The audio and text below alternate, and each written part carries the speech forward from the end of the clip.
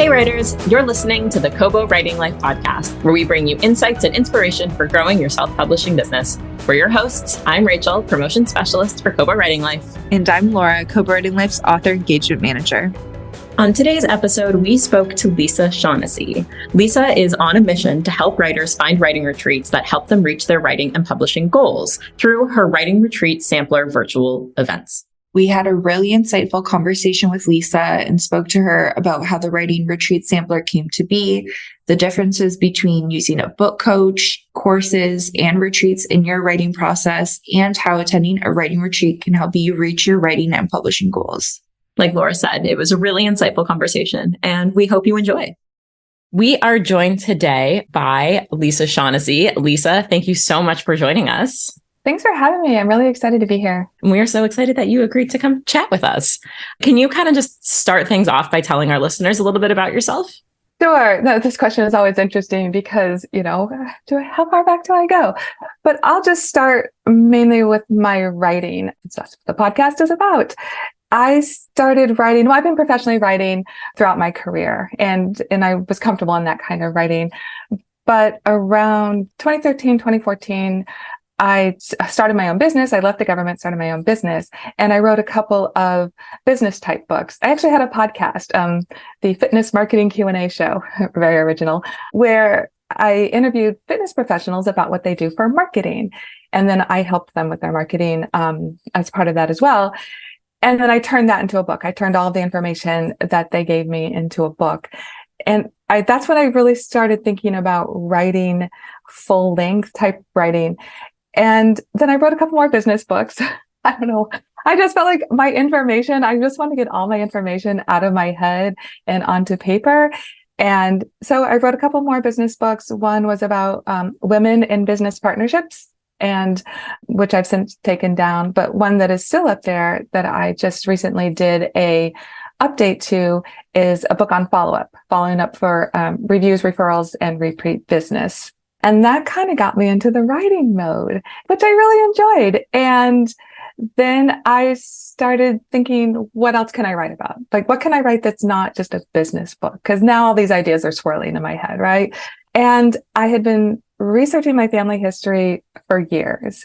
And in that time, I found what I thought were a couple of kind of interesting stories, like not just to my family or to me, but I thought had, broader the human condition kind of stories where I thought people could either relate to it or be interested in the historical aspect of it.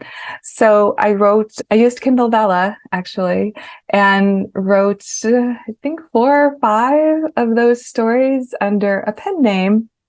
And then I started thinking, oh, I'm really enjoying this writing thing, like not just business, but, now, because even though it was historical facts or it was about real people, I did them in creative nonfiction. So I did them in narrative form where I would kind of fill in the blanks and create an actual story around their experiences. So that got me thinking of writing different types of books. So I've dabbled in some things. Most of it hasn't seen the light of day, but I did start another thing on Kindle Vella, a cozy mystery that I'm in season 3 on. And I've just been, enjoying the process and getting to really dive into the writing community, which is so supportive and amazing, as you guys probably know. And now and then I ended up turning it back into a business, which I hadn't planned to, because I quit my previous business as I kind of got burnt out on whatever I was doing, which is when I segued to writing full time. But then I saw some needs. I saw like what I thought people could use that would help them with their writing. I mean, I think we could talk about that a little later, but that's kind of where I'm at now. Now I'm doing writing, and I've also segued into a business supporting writers and writing retreat hosts. That is quite the journey. And you really kind of hit a bunch of little stops along the way, but it's so interesting to be able to bring so much business experience into your writing career, into your new business. And I feel like I'm getting wildly ahead of myself on this, but I really want to know if there are any similarities and what you've kind of learned from fitness professionals and how they market their business and how authors can market books. Are there any similarities there, or are they just so vastly different? No, they're actually very similar, because Both. And I think a lot of people in other industries find this too, like creative industries or more niche industries, where you're really good at the thing you do and you love doing it. You're very passionate about, fitness. Like a lot of these fitness professionals, it was because of their own personal journey in fitness and health and wellness that they became, online trainers or trainers.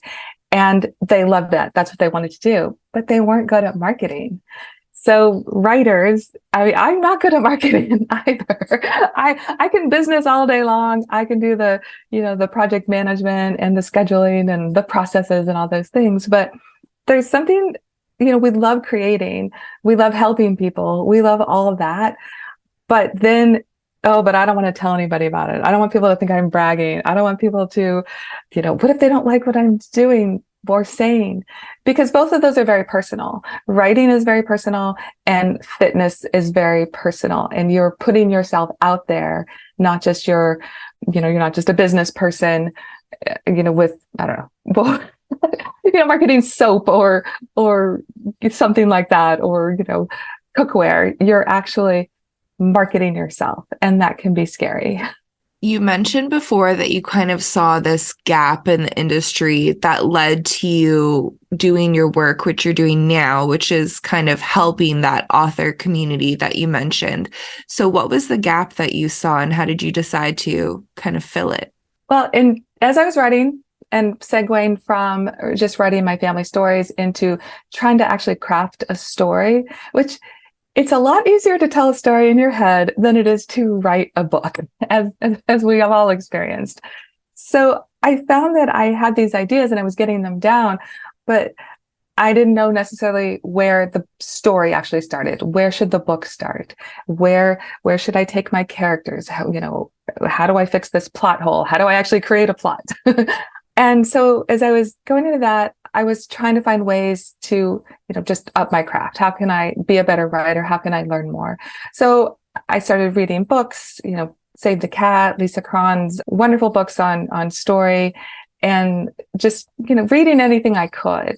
And that was helpful, but it didn't give me a lot of feedback. So then I started looking into courses and coaches. I actually had a book coach for a little bit, and which was super, super helpful.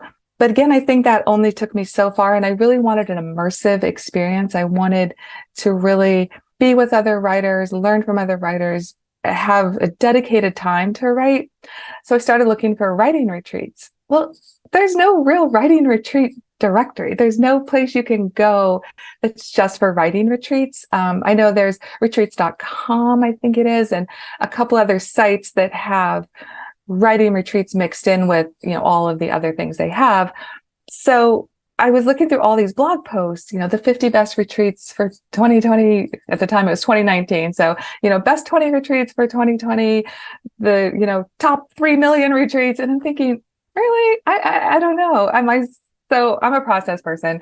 So I got out my spreadsheets and I started listing them, putting the URL in, and then comparing them. But even that really got very onerous, because then that, it's a lot of retreats to compare. And you have so many points to compare them at, location, price point, meals included, meals not included, all those things. So really trying to compare them was not easy. And then I finally did find a writing retreat I wanted to go to. But by then it was March of 2020. And so, I don't think I have to say more about that. The whole world just sort of stopped. And so I wasn't able to go on a writing retreat, but it made me think, then my business brain starts kicking in. I could create a writing retreat, or a writing retreat directory. So I actually started doing that. I worked with a developer for a couple of years. It just went live a couple of weeks ago, maybe a month ago now. And the more I started digging into that, I realized that writers could really, really benefit from writing retreats, but they don't know how to find them necessarily. It's not easy to find them. And writing retreat hosts really don't have a good way to kind of get their message out in front of the writers. So one of the things I wanted to do with the writing retreat directory was not just say, okay, list your writing retreat, and hope people come see it.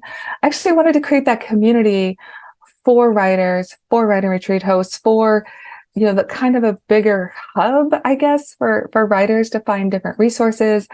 And so last fall, I decided to create a virtual online event to bring writing retreat hosts and writers together. And I called it the Writing Retreat Sampler because I'm not imaginative in that way.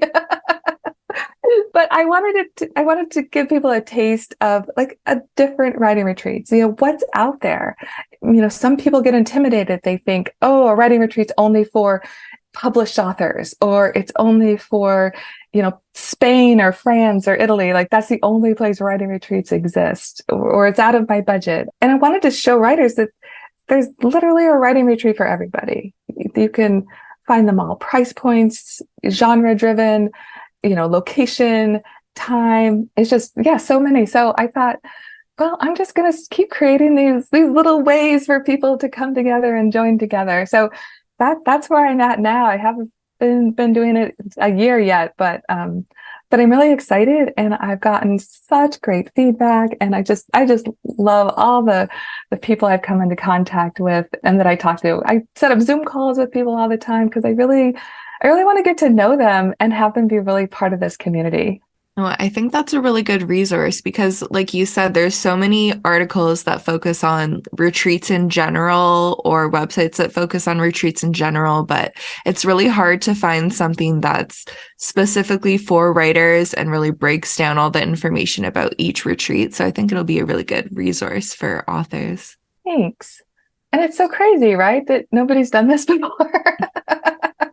So I'm hoping it's not indicative of a need, but I think it is. I think it's out there. I think people, when they start getting writing retreats more into the collective conscience of people, that they will see it. You can't know about something if it's hidden, if it's somewhere in the back end. So one of the things I do for the people on the Writing Retreat directory, if they list their retreat, then I send out social media messages. I put them in my newsletter. So I make sure to blast them out, get them in front of people as much as possible. Again, not just, list your retreat on my directory. I actually want to be a partner in helping spread the word about it.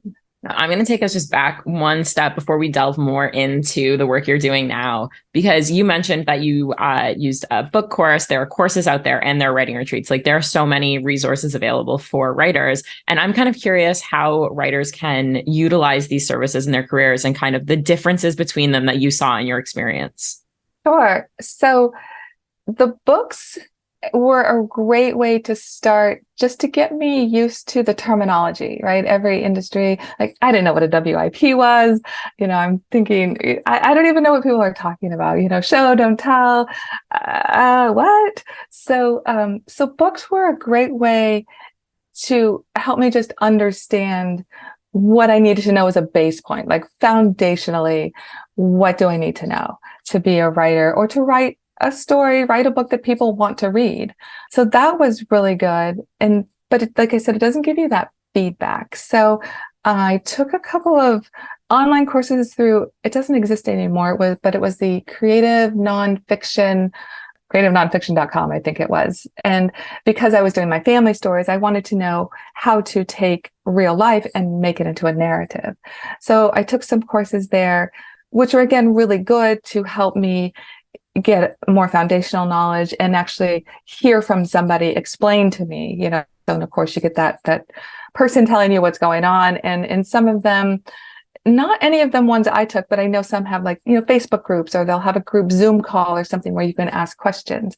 So I think that's really good for that. And you get a good sense of what you need to do next.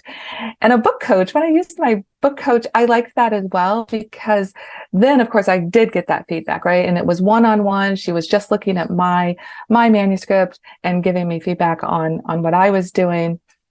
And that was super helpful, but it was all over email, or we would have a couple calls. Like I think we had one Zoom call a month or every 2 weeks or something, but it was mostly over email. She did the edits and got it back to me. And then I would, change whatever I need to change, send it back. So it was time consuming. It was super helpful, but time consuming.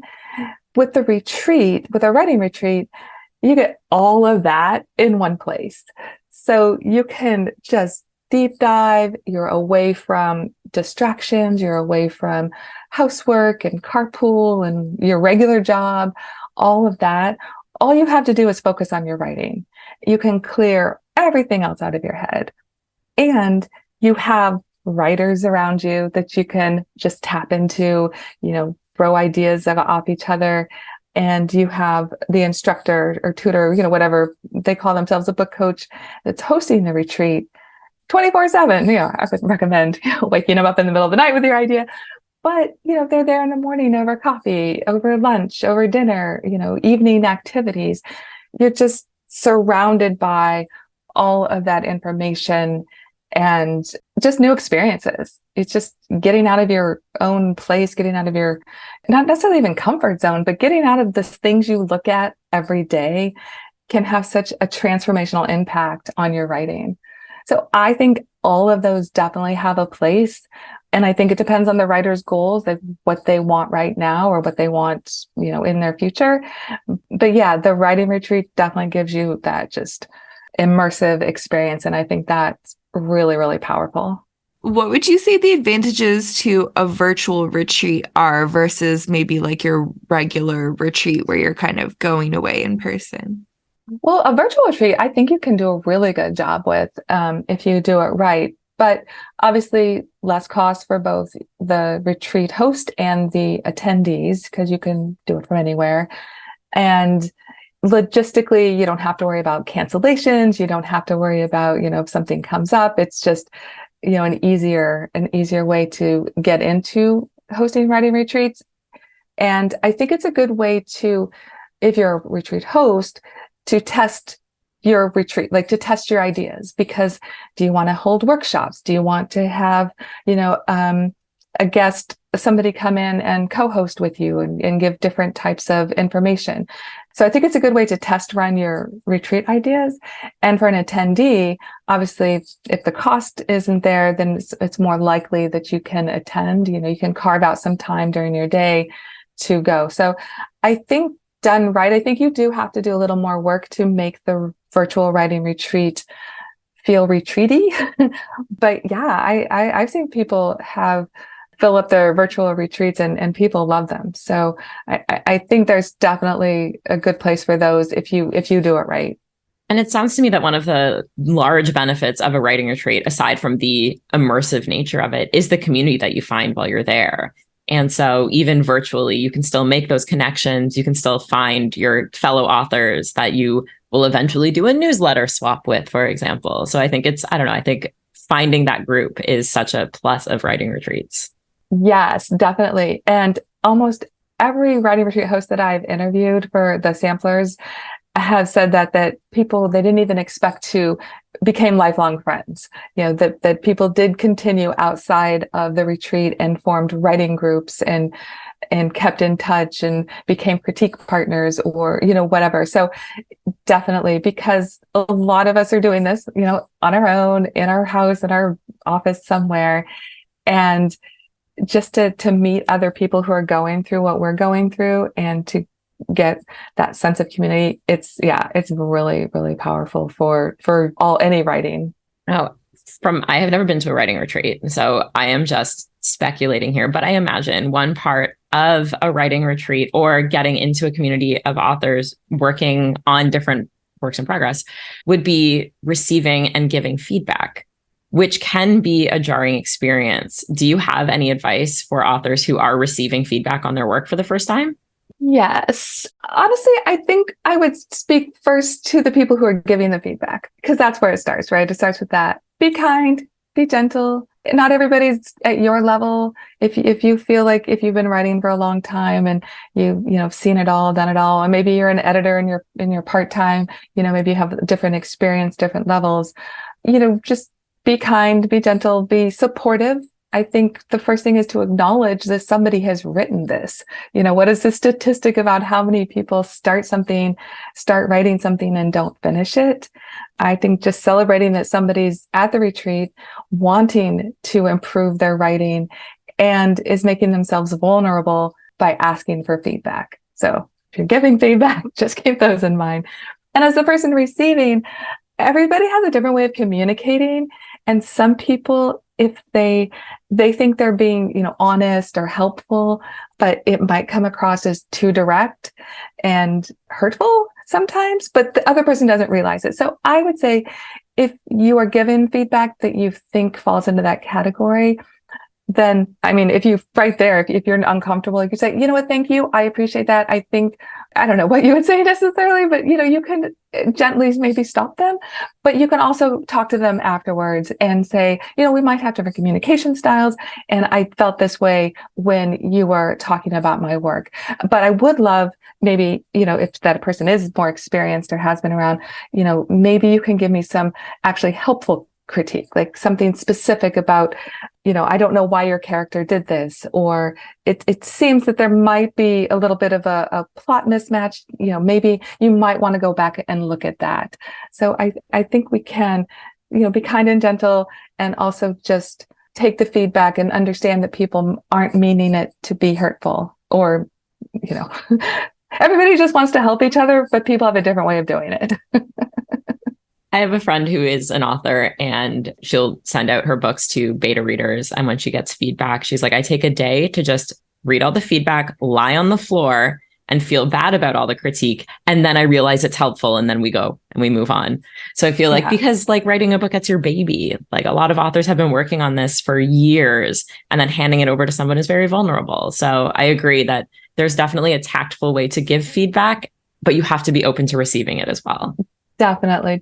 And because so much of us write our personal lives or what we've experienced into the book, that it can feel like an attack on something we've done. Like, of course, it's fictionalized, or unless it's memoir, but, that can feel like, oh, but that's something I felt very deeply. That's why I put it in the book.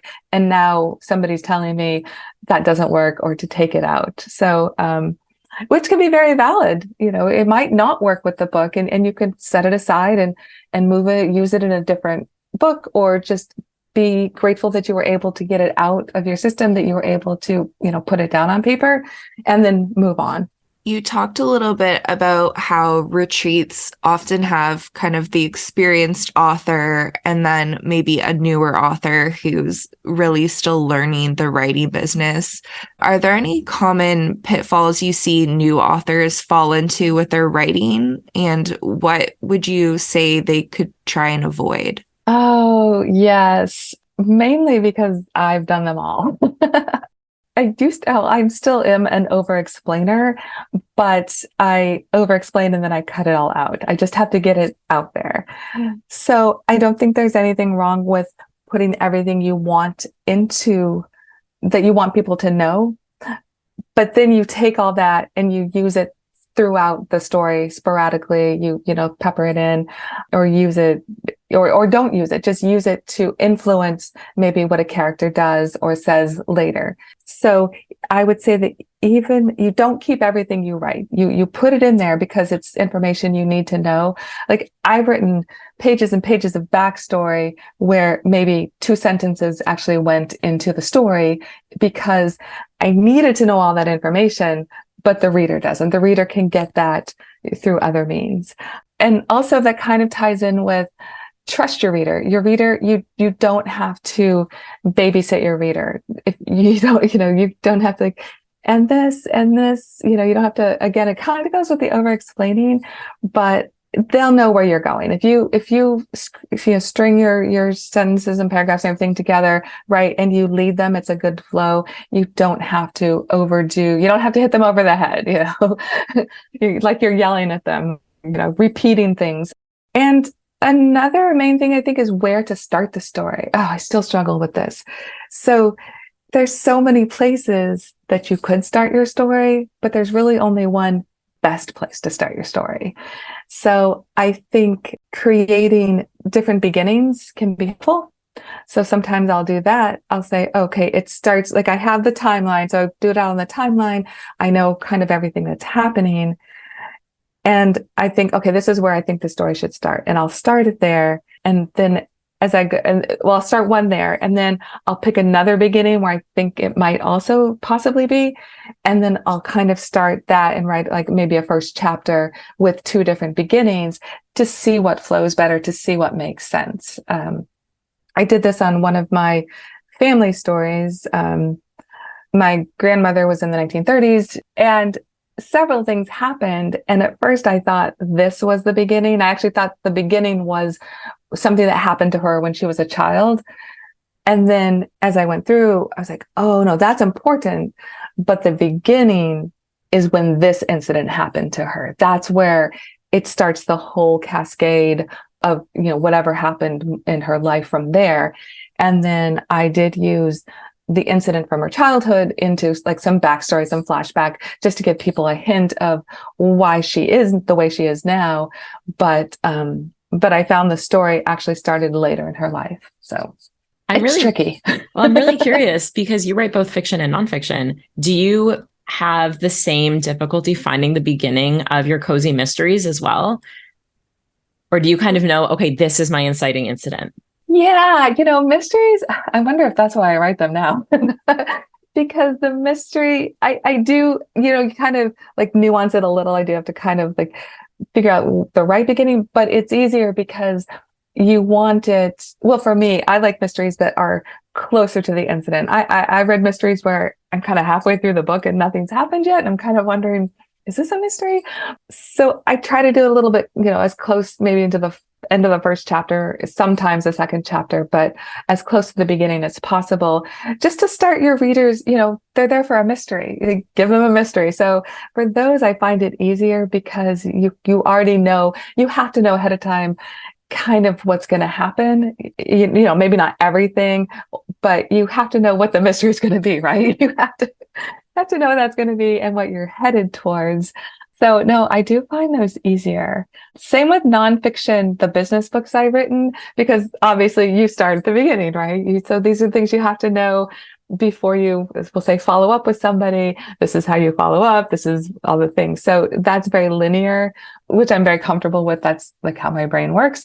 So getting into writing where I have to kind of go up and down and around, it's been interesting. Yeah, a little more work, but I'm enjoying it. I'm just going to continue hijacking this about your writing process because I'm curious. You mentioned that you like the linear nature of business books and that you wrote out a timeline for your nonfiction books. Again, do you do the same with your cozy mysteries? Do you have a timeline? Do you fully plot out your book before you tackle it? Or are you just flying by the seat of your pants and figuring out what happens as you go along? For the most part. So what I'll do is I'll have the incident, the mystery that's going to happen, right? Somebody either got murdered or something was robbed or stolen or something. So I'll know that ahead of time because, you kind of have, well, for me, I have to know like what the incident is going to be, what the mystery. And then I don't always know what's going to happen. So I get that. And then as the story goes, though, something will reveal itself, right? So you're like, oh, what if? So I'm always asking questions. Well, why? Why did she, go to this shop? Why did she go to this farm? Why did she, meet this person or talk with this person? And then when I answer those questions, I'm like, oh, it's because of this. So then I put that in the story. And I have had to go back and change things because if I've decided that where I'm going isn't going anywhere, like, oh no, this is heading me right into a dead end, then I'll have to kind of rethink that and replan it. But no, a lot of it unfolds. Like I have the kind of main things that happen, and then it just unfolds as I write the story, which is why I like Kindle Vella, because you don't have to have the whole thing done to put it out there. And it's a really good way to just keep writing that story and just, okay, one episode at a time. Something it seems easier to write one episode at a time. And also you can kind of unfold the story along the way without having it all done at once. I'm going to circle back to the retreats for a second, because like you said, it can be overwhelming to kind of look at all the different retreats. So how would you suggest an author find the right retreat for them, and what should they kind of take into consideration in your opinion? Well, first, I think time. How much time can they take away from their life right now. And there's retreats that are as short as 2 days, retreats that are as long as, 2 weeks or a month. So I think that should be their first consideration. How much time can I take away? And then kind of a general budget. Doesn't have to be exact, like I can spend this much money, but a general budget for the retreat and for travel, airfare, train ticket, whatever, however to get there. So just kind of have that general idea, because retreats run the gamut in price. It's just amazing. There's just so much of a price range. So I would say first decide that. And then once you have that, start looking for retreats that are in that time. So say you can take a week off in early May, or you have a couple of times you think you can take off. I would start looking for retreats in those, that time frame. And then think about your goal for your writing. What is it you want? Do you want to get critiques? Do you want to get editing help? Do you want to find an agent or a publisher? There's a couple of retreats where they bring in experts that talk about how to find an agent, or they'll bring in some publishers that talk about the publishing process. So if that interests you, you can try to look for retreats. And it's not as common, but they're out there. So you could kind of look for retreats that offer that. Or do you want to just have that time and space to write? Is that all you care about? Then you look for a retreat that gives you a lot of free time, or that even if they have workshops, make sure a lot of free time is built in. Sometimes retreats have excursions or tours, but they're optional. So if you find a location that you really like and a time and budget, then go, and you can just free write the whole time you're there. So I would say have, your time, your budget, and your goal in mind for your writing, because otherwise you're going to get there and you don't want to spend a couple of days, like the first couple of days of your retreat. Oh, what should I do? What am I doing? So make sure you have at least a general goal and maybe a specific writing piece that you want to work on. And continuing to ask for a little bit of advice, but from the flip side, do you have any advice for authors who want to start their own writing retreat? I do. Actually, I just started an Instagram series on that this week because people were asking me, they were DMing me and they were emailing me. And I've never hosted a writing retreat, but I have done events, not huge events, but I've hosted workshops. I did my writing retreat sampler events, and I know there's a lot of moving parts that go into it. And like I said, I was a project manager for a long time, so I understand scheduling and managing, and really getting all the details down.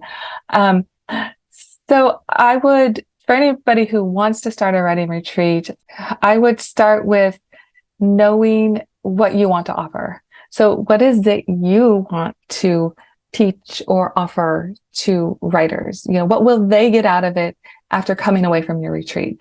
So I think you really have to start there.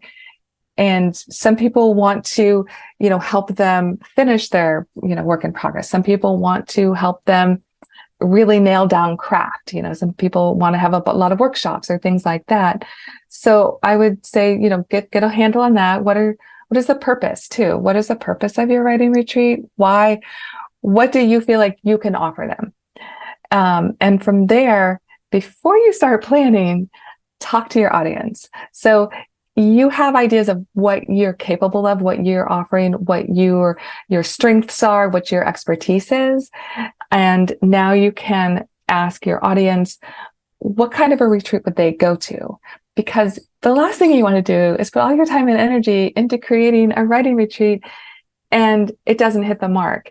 And your audience, or the people that you would come in contact with, that's not the kind of retreat they want to go to. So I find a lot of editors, book coaches are kind of the main people I'm seeing that are hosting writing retreats. So they kind of have a built-in audience. A lot of them, they have, clients or people that they have built a community around. And so I would just say survey people, ask around, ask in the Facebook communities, wherever you can find out the kind of retreat that people want. I would say that's a great start, because from there you can start to build out your activities, your schedule, your timing. Some people don't want to go to a big city. Some people don't want to go to a small town. You're going to have to, there's a lot of logistics and a lot of details you're going to have to think about. But if you're listening, you can go to my Instagram writing retreat directory And you can look at my, I think it's going to be a 9-part series. Right now I'm up to part 4, but yeah, it's just up there, and there's all sorts of good information, things for you to think about. But just know there are a lot of things to think about. And as we kind of just wrap up this lovely conversation, I would love to know what you're working on now. Where is the Writing Retreat Directory and Writing Retreat Sampler going in the future? And what are you working on as an author? Well, the Writing Retreat Sampler, I'm looking at my calendar, I have 4 more episodes. I'm doing them in seasons. So I'm doing 2 a month, and the last one is on September 20th. And so that will wrap up. I have some really great writing retreats and writing retreat hosts that are going to be doing the live interviews. And then I'll take a hiatus from that over the holidays and start that back up in the spring. The Writing Retreat Directory, I just opened, like I said, about a month ago, and that's going really well. I got retreats up there, and people are, trying it out, beta testing it for me, make sure I didn't miss anything. And I think that turned out really good. The developer did a great job, and pictures, people can have as many retreats up as they want and put all the images up. So writers really get a good sense for the types of retreats that are out there. And they can also filter by location and genre and category. So they can, dive down and see the types of retreats that might be for them. And as for my writing, I have to finish season 3 of my Andy Schubert. I got so overwhelmed with all of this. Once you start something and it just kind of takes over. But I'm also looking at another family story to do. I don't want to do the just sort of say boring, but I'm looking for interesting stories in the background. So I think I have one that's percolating that I'm going to start working on as well. So exciting. And if there are listeners who are starting a retreat or who have a retreat and they don't see themselves in the directory, how do they contact you to get themselves added? They can go to writingdirectory.com/promote-your-retreat, I think. Or you can go to writingretreatdirectory.com, and there's a big blue button that says promote your retreat. You can go there. The essentials, the main plan, or the first plan, is a free 3-month trial. So anybody can start adding their retreats. They can get a free account and start adding their retreats immediately. And yeah, that's the best way. You can also DM me. I'm active on Instagram mostly. So at Writing Retreat Directory, you can find me there as well. Amazing. And you did just mention your Writing Directory website and Instagram. Is there anywhere else that listeners can find you online? You can go to writingretreatsampler.com. I don't know why I forgot about that. But on there, you can see the replays for the past sampler events that highlight different retreats that I've already interviewed the retreat hosts for. And you can see the ones that are coming up next. And you can, I don't know when this is going to air, but if there's episodes available to sign up for when this is, you can go to writingretreatsampler.com and see the ones that are available to register for. Amazing. Well, Lisa, thank you so much for taking the time and chatting with us today. This has been lovely. Oh, thanks, Laura and Rachel. I really appreciate it. Yeah, this has been great. Very informative. Thank you so much. Thank you for listening to the Kobo Writing Life podcast. If you're interested in checking out the Writing Retreat Sampler, we will include links in our show notes. If you're enjoying this podcast, please be sure to rate, review, and subscribe. And if you're looking for more tips on growing your self-publishing business, you can find us at kobowritinglife.com. Be sure to follow us on social media. We are at Kobo Writing Life on Facebook and Twitter, and at kobo.writing.life on Instagram. This episode was hosted by Laura Granger and Rachel Wharton, with production by Terrence Abrahams. Editing is provided by Kelly Robotham. Our theme music is composed by Tearjerker, and huge thanks to Lisa Shaughnessy for being our guest today. If you're ready to start your publishing journey, sign up today at kobo.com/writinglife. Until next time, happy writing.